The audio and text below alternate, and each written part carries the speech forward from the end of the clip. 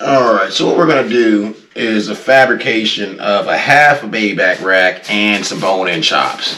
What we do to this side, we can do to both, and I'm going to just kind of show you one because I want to, get her done and give you a example of how it does. I don't do it that often, and we've done some, so who knows when I might do this again. So we'll go ahead and remove this tenderloin, have an itemized tenderloin that we'll wrap and package and label. Then I'll show you how to go ahead and debone the boneless chops, and then turn around, get your boneless chops and baby back ribs. Alright, so the first thing we're going to do is go ahead and pull out this tenderloin here. It's real soft and almost pulls, even frozen like this, almost pulls away from that bone.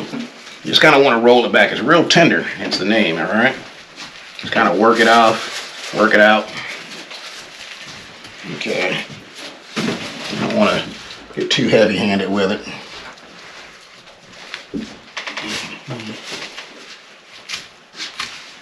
Keeping your knife towards the bone, give her some cuts, peel it back. In this case, I'm using not the semi-flex, but I'm using the semi-firm, same 6-inch. And it's not the Victorinox, so you don't have to have one set to do all.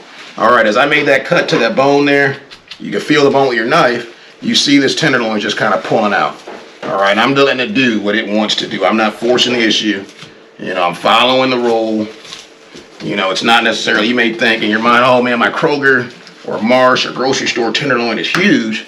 But when you start cutting this, you start looking and getting nervous, like, what did I do wrong? It's not necessarily the case. Maybe you cut your vertebrae down on the end for your sirloin tip a little too short. We cut it off and left, another 2 inches on there with it. Alright, so there we go. We got a tenderloin right there. We can clean up and trim, take some of this off. And our trimmings aren't for trash, they're for our sausage or whatever else. Now if we do have bad trimmings, obviously I have a pan to catch that in, and then our dogs get to use that. So here's an example of trimming and scraps. That just came off the tenderloin. Alright. So we got a tenderloin, a sirloin tip so far off that loin. Alright, and then we got this weird rack of bones, right? So how do we get our boneless chops? You see this rack of bones right here that we cut? Bam! We're going to take our knife blade. We're going to follow along that bad boy. This time we're going to use our bone-in semi-flex knife. Where'd she go? There she is. And we're just going to let it ride that bone line. Starting here at the top end of this vertebrae.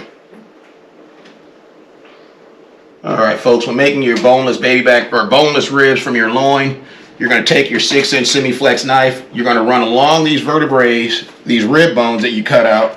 Not sawing too much, just let the knife kind of pull its way to it. Obviously you'll notice you don't have bones that go down the whole length of that loin, so you're just going to keep making that path. Alright, as you do it, just like when we separated that sirloin and that tenderloin, you just kind of cut, slice, and push. Our meat is firm because it's been in the freezer. It's been hanging in freezer temps out here outside, and that's kind of what we want because that gives us time to practice. The colder the better. Alright, look at that. I got right to the bottom of that boy, and I'm already kind of going through.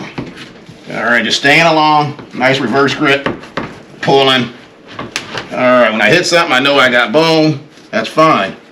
You're not going to be able to cut all the way through because there's some T-bones in there. Excuse the pun there. Alright, you can see I'm working that thing through. And as I work it, just kind of push and peel. When you feel like you got to the bottom, flip it over, turn it around, find those top T-bones, those feather bones. You're going to work that knife behind those the same as you did with those rib bones. And then that should be the end of your situation. If we did this boy right. Okay.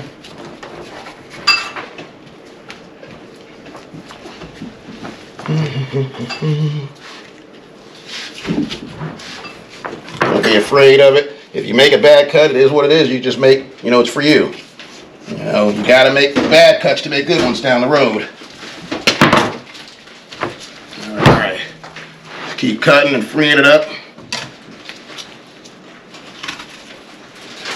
There's no one way to do this, just as long as you know what you're doing. Okay?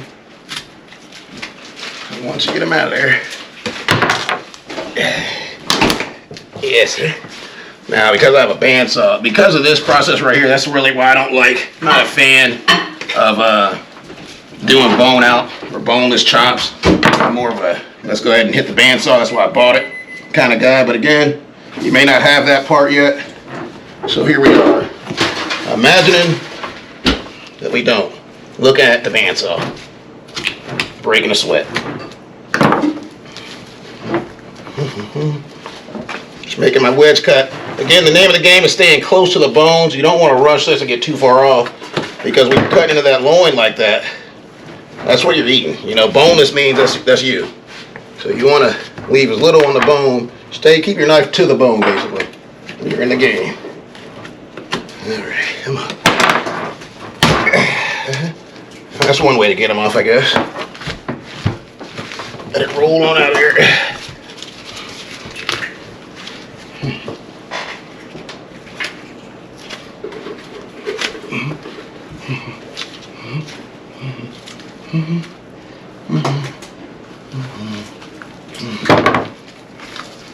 Alright, there we are, working that bone off, and we got essentially what's going to be our baby back rib there.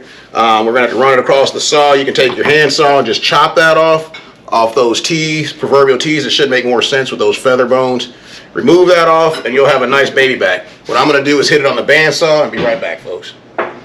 Alright folks, so you see we've stepped over here to the bandsaw. We're going to take these feather bones off of what we pretty much made into our baby back ribs. By doing baby back ribs, we are now going to have boneless pork chops. Alright, now if you don't have a bandsaw or anything like that, you're going to have to use a handsaw to do this, so just get ready. Be prepared for that.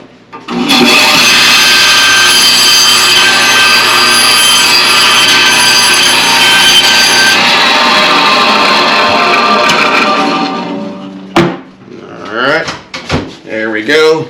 You see, nice baby back. I'm going to take this end off here.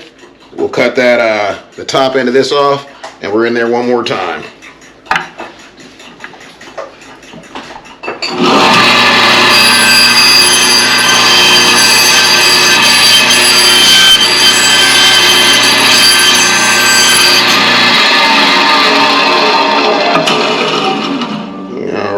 There you go, folks. It's not exactly straight. You know, it ain't, you know, it's straighter than a politician, but it ain't, you know, you'll be able to cut through. You take that bone off when you go to slice them and smoke these, you'll be able to cut these down into chops. All right. There we go. So next thing, and then that there's just good old bone. Not a lot of meat left on there. That's for the dogs. There's your baby backs. All right, folks, from this point here, without a bandsaw, again, remember you got to do this by hand. All right. But I like the consistency and evenness of this. So what we're going to do is use our bandsaw to do our boneless chops. Our meat's pretty frozen. I'm going to make our first cut at about 1 inch to square everything off, and then we're going to go to town. There we go.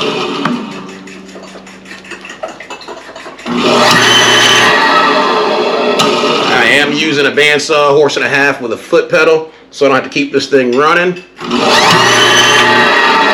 You can do this clearly with a knife, but my meat's pretty frozen. And that's how I like it.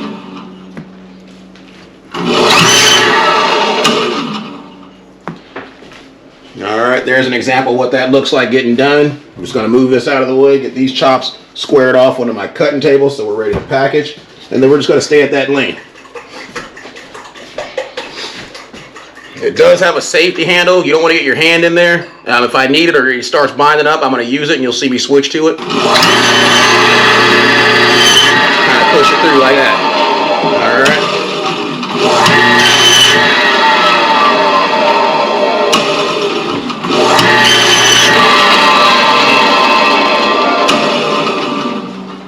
Now these are the first cuts of the day, so I'm going to have to make sure my bandsaw is tuned up just nice. You don't know.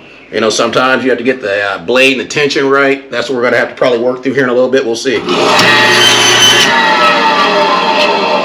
definitely trying to keep my hand free of any moving parts. I'm not trying to lose anything. Not today.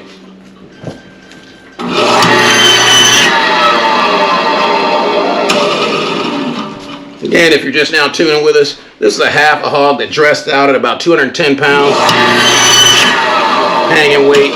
So we halved her out and we're just working that boy.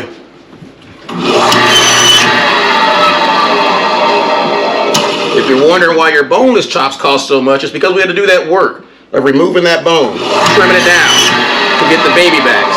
Now, if you don't care about baby back ribs, and I particularly don't necessarily worry about them, you leave them attached and you start slicing, all right? You don't have to do all that extra work that we showed you guys of slicing and dicing.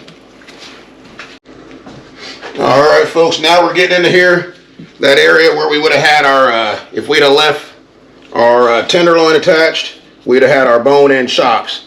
All right, instead, we've got that little chime section down there.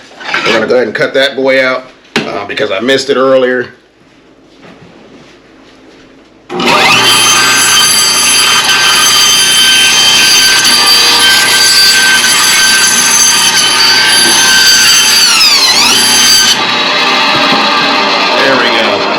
Throw that in our bone pile. All right, that's just gonna make sure everything slices evenly when we get down to the knife and on the grill or smoking or whatever. All right, I got my sides pretty much eyeballed down. We're gonna keep making those steaks, chops.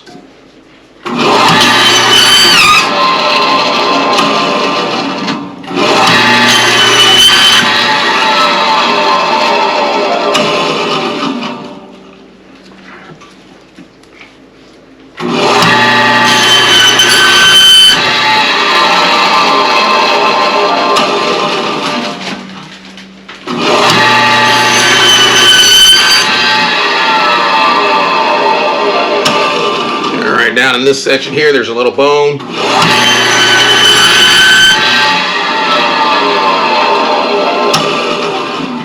In our case, we don't have them kind of problems just yet.